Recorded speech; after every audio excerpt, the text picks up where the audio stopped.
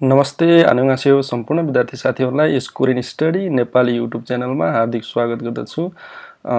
आज चाहिँ म यहाँ निरज खतिवडाले चाहिँ कमेन्ट गर्नुभएको थियो कि छोगी 귀국하다 일시 출국하다 र छाजिन 출국하다 बीचको भिन्नता के हुन्छ त्यसको बारेमा भिडियो बनाइदिनुस् भन्नुभएको थियो।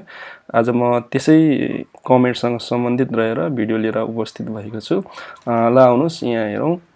यहाँ सुरुको पहिलो चित्रमा के छ त छोगी 귀국하다 भनेको छ। छोगी 귀국하다 भनेको चाहिँ अब आफ्नो देशमा चाहिँ चाँडै चाहिँ स्वदेश फर्किनु भन्ने हुन्छ। जस्तो मानौ अब 4 वर्ष 10 महिनाको भिजा छ भने यदि अब त्यो मान्छे चाहिँ 4 वर्ष 10 महिना चाहिँ भन्दा चाहिँ अगाडि नै चाहिँ यदि स्वदेश फर्कियो भने आफ्नो देशमा चाहिँ फर्किन्छ भने चाहिँ त्यसलाई चाहिँ हामीले छोगी 귀국하다 भनिन्छ। अब यसमा चाहिँ फेरि पुनः कोरियामा चाहिँ प्रवेश चाहिँ नहुने गरी चाहिँ फर्केको मानिन्छ है। छोगी 귀국하다लाई चाहिँ त्यो हो भने अब 일시 출국하다 भनेको चाहिँ स्वदेश त फर्किनु हो तर यसको ठ्याक्कै अर्थ चाहिँ अस्थायी रूपमा देश छोड्नु भनेको हो। अब अस्थायी रूपमा देश छोड्नु भनेको चाहिँ कोरिया छोड्नु भनेको हो। यसमा चाहिँ कस्तो हुन्छ भने आफ्नो चाहिँ व्यक्तिगत कुनै पनि समस्या अथवा आफ्नो बुबाआमा हैन अथवा फुमनिमहरु चाहिँ अलिकता अस्वस्थ भएर अथवा आफ्नो व्यक्ति आफैको चाहिँ विवाह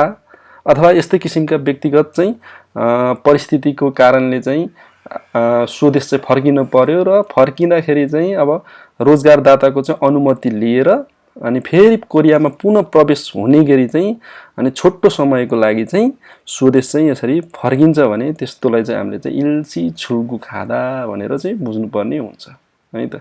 अनि त्यसैगरी अर्को छ यहाँ छाजिन 출국하다 भनेको चाहिँ सो इच्छाले देश छोड्नु, सो इच्छाले चाहिँ कोरिया छोड्नु भन्ने हुन्छ।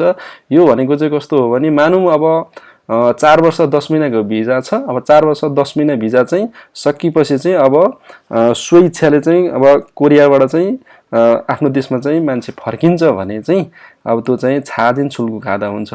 यदि छाजिन 출국하다 चाहिँ यदि कामदारले गरेन भने खाङजे 출국하다 चाहिँ हुन सक्छ। भनेको मतलब जबरजस्ती चाहिँ देश चाहिँ बाट चाहिँ के हो त निकाला गरिन्छ है त।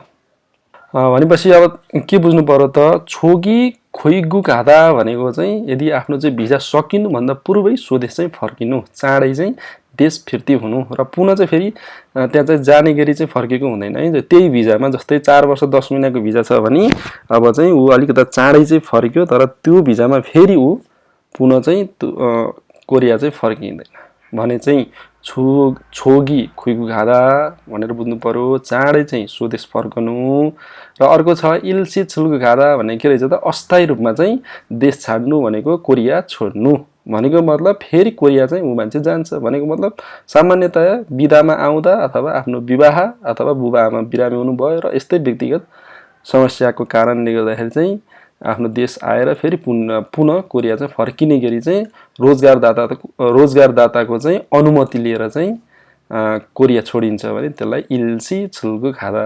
त्यसैगरी छाजिन 출국하다 भने के रहेछ त भिजा सकिसकेपछि अब आफ्नै इच्छाले चाहिँ त्यहाँको चाहिँ कानुनले अथवा त्यहाँको चाहिँ कुनै पनि कानुनले चाहिँ बल लगाएर चाहिँ ननिकालिकन फुल पप नभइकन चाहिँ ठ्याक्क भिजा सकिएपछि स्वदेश फर्किनुलाई चाहिँ के भनिन्छ त छाजिन 출국하다। ल आजको यस भिडियोबाट चाहिँ तपाईहरुले छोगी 귀국하다, 일시 출국하다 र छाजिन 출국하다 बीचको चाहिँ भिन्नता चाहिँ प्रष्ट हुनुभयो होला भन्ने मैले लिएको छु। यदि कथम कदाचित यस्तै किसिमका केही जिज्ञासाहरू छन् भने कमेन्ट गर्न सक्नुहुन्छ र आगामी दिनहरुमा यस्तै किसिमका भिडियोहरू हेर्नको लागि चाहिँ यदि बिल्कुलै नयाँ हुनुहुन्छ भने सब्स्क्राइब गर्न नभुल्नु होला भन्दै आजको यस एपिसोडबाट बिदा हुन चाहन्छु। हस्त नमस्ते, 감사합니다।